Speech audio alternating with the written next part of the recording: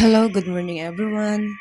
So meron po tayo guys update today. Ito po ay November 3. Magsisimula na naman po tayo ng bilang. So November 3, 2025. So pwede nyo po itong alagaan hanggang 3 days. Pag hindi po kaya ng 3 days, hanggang lang po sa gabi. Okay? So ay meron po tayong sumada dyan guys sa STL ng Romblon, Benguet. Tapusin po ang video ha. Tapusin po ang video bago po mag-comment na wala po ang inyong lugar dyan dahil kompleto po yan. So, nandito po sa gilid ang Antique. So, nadubli kasi yung Cavite. So, Antique po yung isa.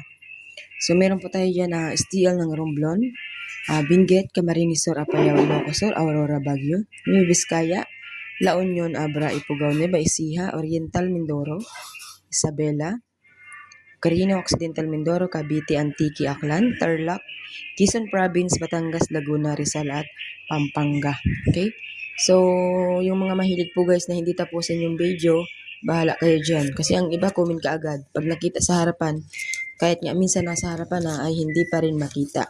So, dito po tayo guys sa kabila.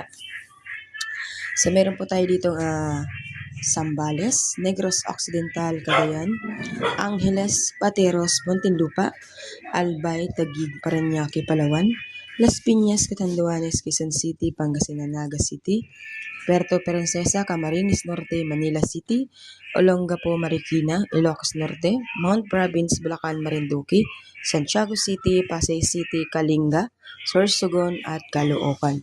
So yan po guys ang ating sumadat today. Ayan, so kailangan nyo lang po guys gawin.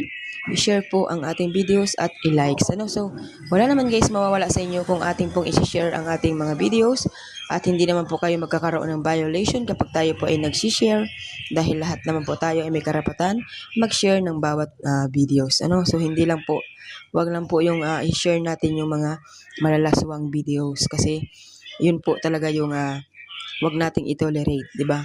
So, nandito po tayo guys sa ating pong sumada tips na pwede nyo tayan hanggang 3 days. So, pwede nyo po yun alagaan kahit 7 days pa.